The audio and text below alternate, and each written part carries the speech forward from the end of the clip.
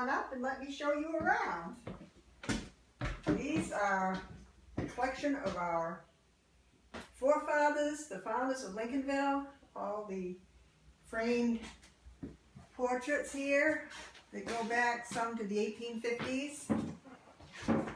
And you'll notice that nearly everyone here is either Young, Heel, or Carver. And you'll find that they're all related in one way or another, if you go back far enough. And this will show you the progress that Lincolnville made from the 1850s when we were industrial. We had a population of over 2,000 people. And we had lime industries, we had shipbuilding, we had cooper mills, big fishing industry, and there were actually 17 schoolhouses, one-room schoolhouses in Lincolnville, and this is one of the very few that are still standing. And all of those pictures there are bygone days when the houses were in good shape, but no longer standing now.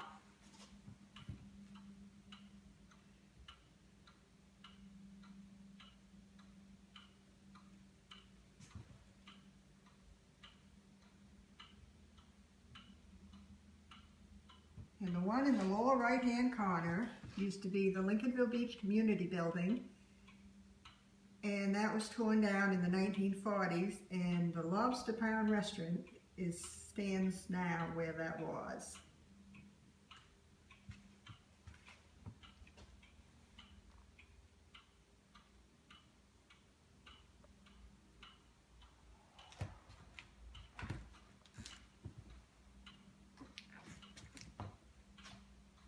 And these general stores that you're about to see are all gone except the very top one in the center. That one is being renovated presently, and they hope to have it open within a year. But all the others are long gone.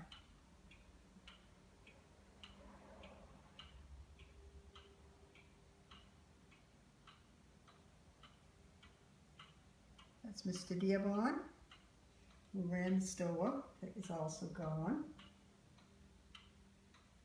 And that's his store there, Mr. Dearborn's store.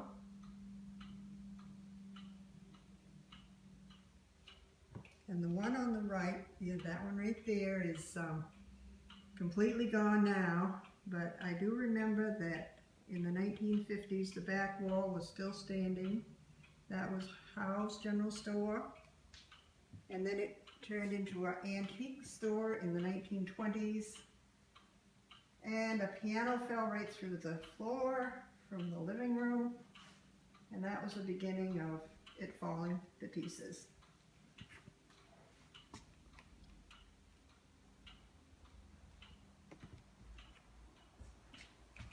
And these are artifacts that were found by Harbor Mitchell, who was an archaeologist, and these were all found at Duck Trap, where the Native Americans would camp out during the summer months. You can see the homemade arrowheads and other tools that they made.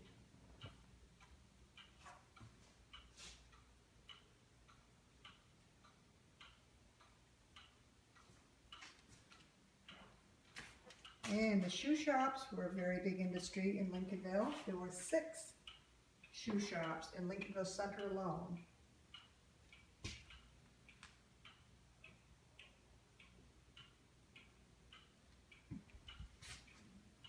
And Duck Trap,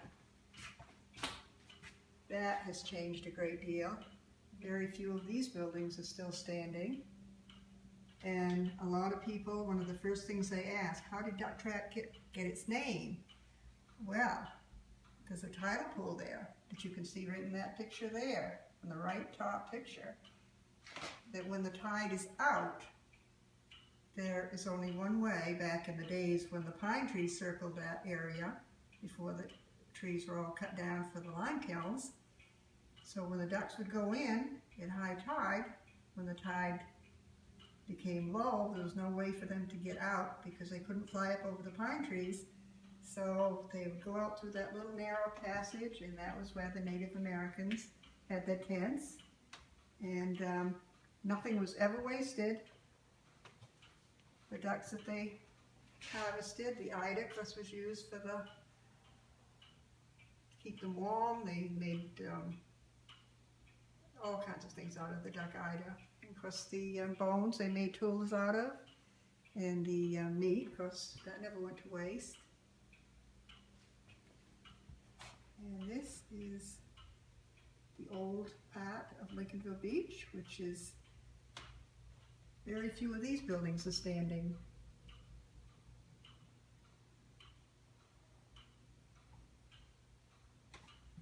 Over on your right, the center one on your right, that is what is presently the Whale's Tooth. And that is still in operation.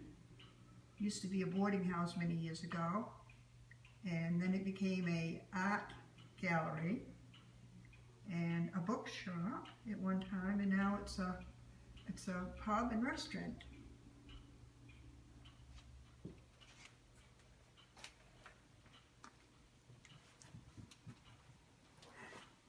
And you'll see our sewing display where every lady sewed.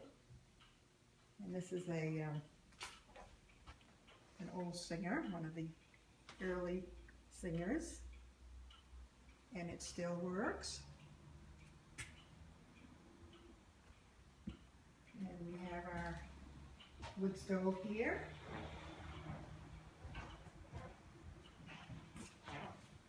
And these are our marine display.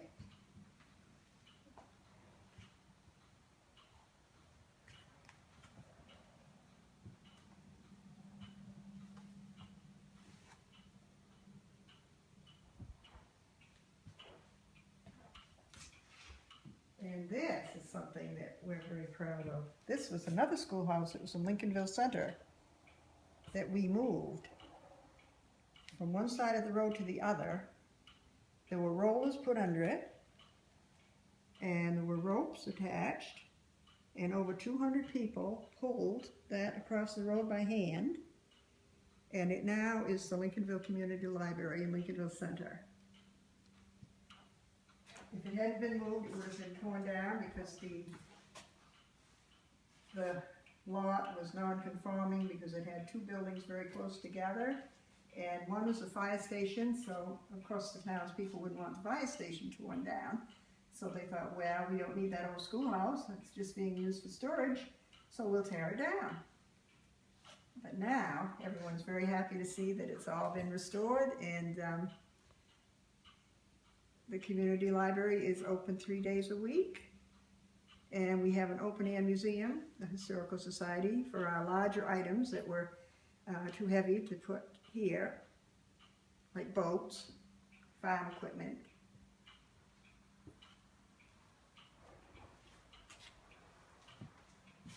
And that is what is now the Youngtown Inn on the corner of Route 52 and Youngtown Road. It is an inn and restaurant now, and that was taken back, I believe, in the late 30s.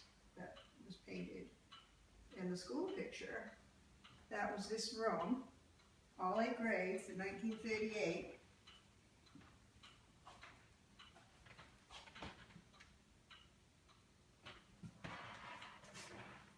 And all of the names that you see on the board were people that had attended school here back when it was a school. It stopped being a school in 1947, and the Historical Society took it over in 1975.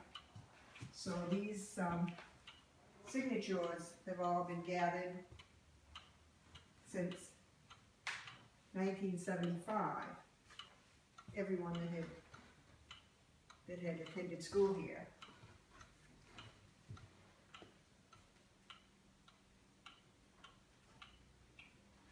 And these desks didn't come from this old school, but they came from Lincolnville schools. They have the inkwells.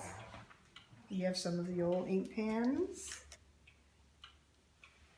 And this is an old lunchbox from 1940s that one of our, he's passed on now, but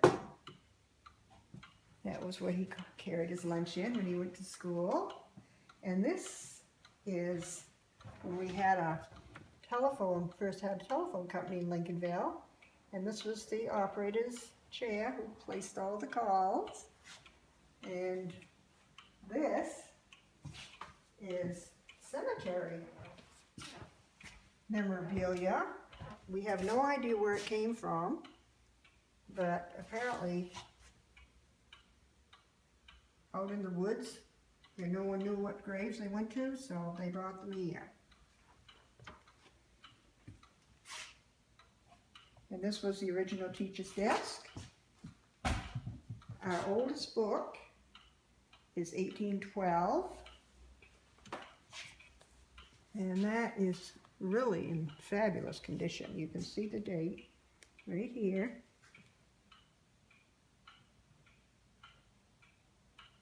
And you can see how readable, or however you say, how it has held its, hasn't faded at all.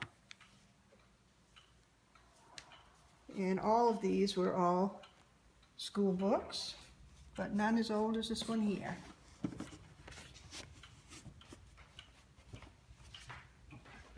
And this is our Civil War display.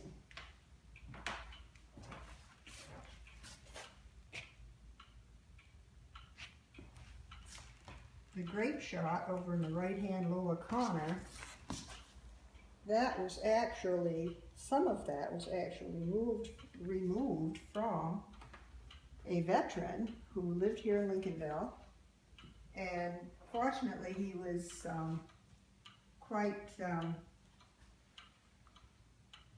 I shouldn't say obese, that's not really a good word, but he was, it saved his life anyway. He had quite a bit of extra weight on him and it saved his life, and when he got home, these, he brought these right with him after he'd been treated at the hospital, so he wanted to keep them, put them in a jar, pass them down generation after generation, until finally his great-great-great-granddaughter was given the jar, and she brought it here to the Historical Society. And his name was Colonel Ames.